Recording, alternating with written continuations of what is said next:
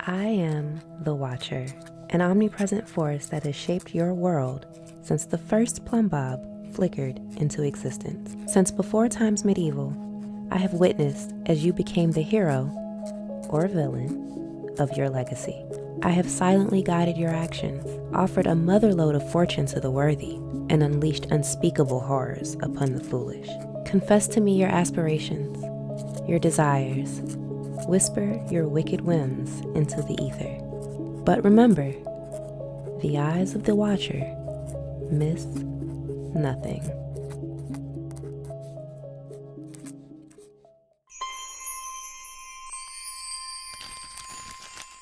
Dearest Watcher, there are moments when a woman feels herself unraveling thread by thread, and rather than mend the tear, she simply throws the pieces away altogether. You know my name. Everyone does. And if you don't know my name, you know his. You may have also come to know that the songs my husband's voice carries across the globe are not his, but mine. Every week a new story about my family is printed, but few actually know me, the woman who stands in his shadow. Fame is a cruel kind of magic. It dazzles, it distracts, and it isolates. I left Del Sol Valley without telling a soul, not even Thorne. Not that he'd notice anyway, I'm sure. He's too busy with his PR stunts, doing damage control after yet another incident. Now that the secret about me ghostwriting all his songs is out, the tabloids are beginning to catch on to more of his lies. That behind the golden boy charm and 1,000-watt smile, he's nothing but a fraud and a creep. But this letter is not about him. It's strange to write to you like this. Not from the glittering rooms of Del Sol Valley or beneath the gaze of 1,000 flashing lights, but from a weather-worn shack with creaky floorboards and windows that sigh when the wind picks up. And yet, here in the stillness, I think I'm beginning to hear my own voice again. I've always believed that music, like memory, clings to places. And this place, Moonwood Mill, is humming with a song I've never heard, but somehow know by heart. That's why I quietly left. I needed air. I needed to breathe somewhere that didn't taste like performance. Carrying nothing but a bag, a guitar, and my old leather journal, I told myself I was just taking a break, just getting away from the chaos. But even as I boarded the train out of Del Sol Valley, I knew I might not return. Now, here I am in the middle of nowhere, a songwriter without a melody, a mother with no idea where her child belongs. Speaking of mothers, mine used to tell me stories of Moonwood Mill, a sleepy town wrapped in a forest, where the stars still shine and the air smells like river mist and rusted steel. She'd speak of it wistfully, like someone recalling a dream. I thought if I found the place, maybe I'd find myself again.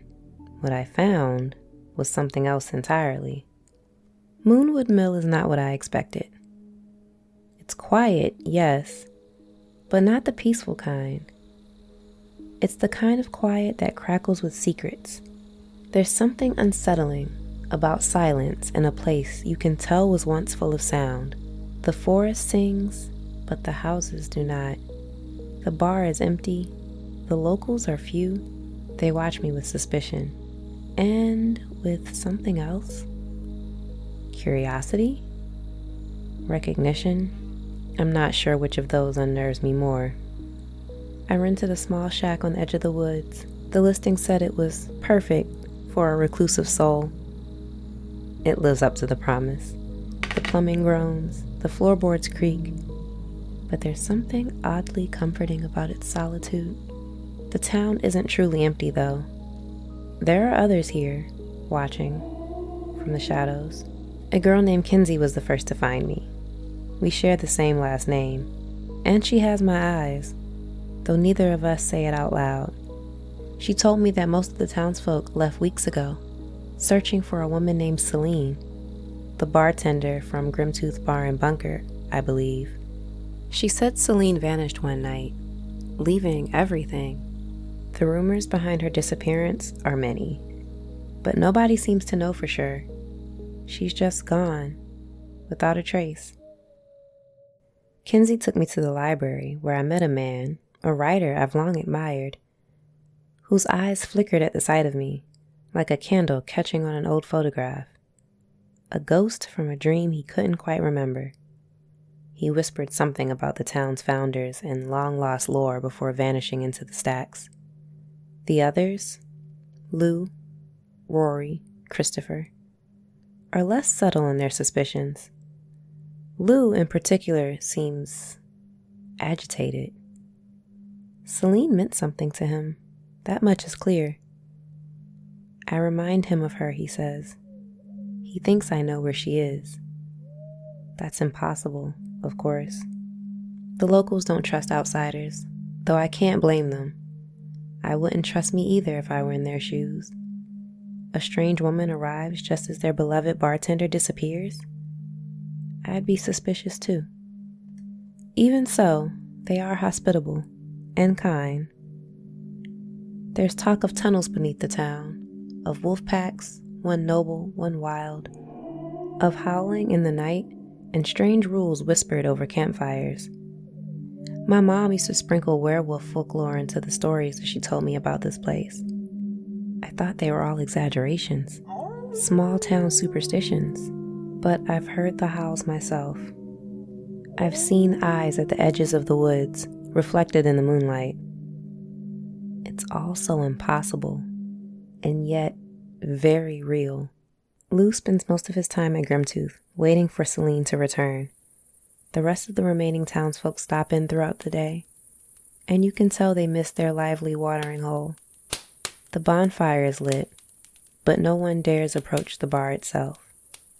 On the picnic table, tucked between coasters and receipts from the bar, I found a flyer for GeekCon, folded, worn, like someone was carrying it around with them. Could this be connected to Celine's disappearance? Or am I just hoping for a lead? Something to give my new companions hope. I thought this place would be exactly what I needed. A chance to disappear. But it seems even the wild places have their dramas. Their players, their plot twists.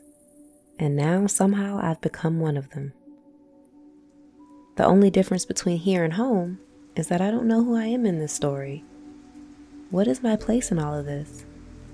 Am I disrupting a delicate balance or finding a long-lost home? I came here searching for clarity, but the deeper I wander into these woods, the more the fog settles in.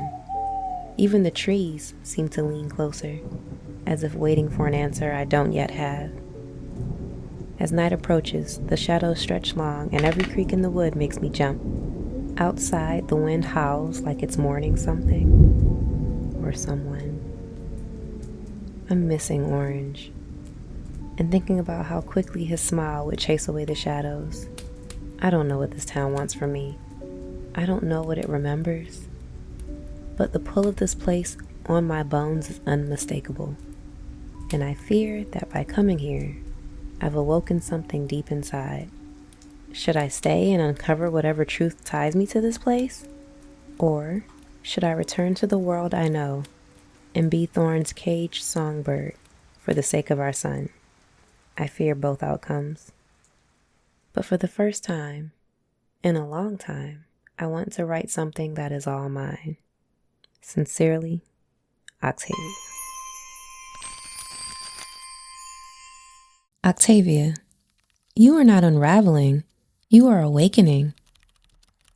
I've watched you for some time, watched you shrink yourself to fit a life that once sparkled but no longer feels like home. You've written hits for a man who believes the world spins only for him, and you've raised a child under lights so blinding, it's no wonder you now crave shadows. It is not weakness to walk away from the noise. It is wisdom. You did not vanish. You returned to yourself. You left the stage, not in search of peace, but of silence. And Moonwood Mill offers plenty of the latter. This place may look like the middle of nowhere, but for you, it could be the start of everything. A place where the air doesn't expect you to perform, only to breathe. So here you are, met with silence, suspicion, and a slowly unfolding mystery. It's true. Celine's absence has stirred the town. The barkeep's laughter gone, her dreams scattered like song lyrics never sung. And though her disappearance isn't yours to solve, it does ask you to listen. To this town, and to yourself. If you stay, you may find that solitude in Moonwood Mill is much lonelier than the kind you seek. These werewolves have scars that run deep, and trust is earned in ways you're not used to. But perhaps you are the bridge that they didn't know they needed to the outside world. A listener, a songwriter, blending their howls in with your own melody. A mother who understands what it means to carry more than just your own weight. Your presence might do more than uncover the past. It could help shape the future. Songs don't just reflect the world, they change it. Your whole life you have believed your talent was a gift to be traded, letting someone else take credit for your voice. Telling yourself the role of loving wife and mother made living in his shadow more bearable. If you leave, if you return to that glittering life and stand beside Thorn once more, do so knowing that you deserve to take up space. Your name belongs on more than someone's album credits. Your voice is not a harmony.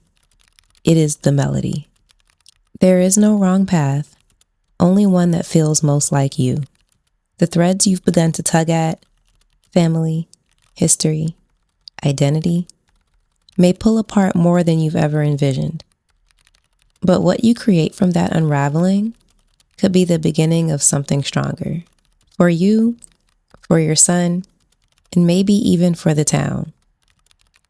You are not the same woman who arrived here. You may not know what you want yet, but you are finally asking. And that, Octavia, is how change begins.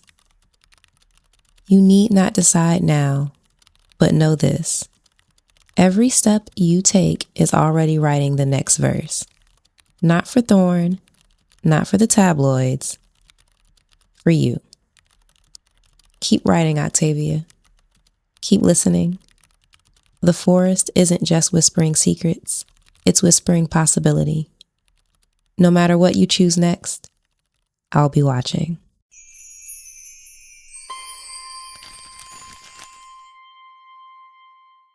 And so, the forest grows quiet, for now. Octavia stands at a crossroads. What she chooses next may very well reshape Moonwood Mill itself. But, while one story fades into the mist, another simmers just beneath the surface.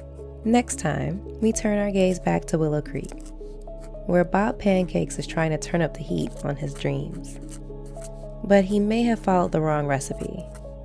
Can Bob keep up with Eliza's champagne tastes on a burger budget? Or will both his marriage and dreams go up in flames? Before we part, a reminder. While the characters in this podcast are drawn from the rich lore of The Sims, the stories told here are works of fiction, crafted to inspire your own gameplay. Any resemblance to real people is purely coincidental, and the advice given should never, under any circumstances, be applied to the real world. The thoughts and opinions shared are my own and do not represent those of EA or Maxis. I am Maven, your storyteller, researcher, and editor.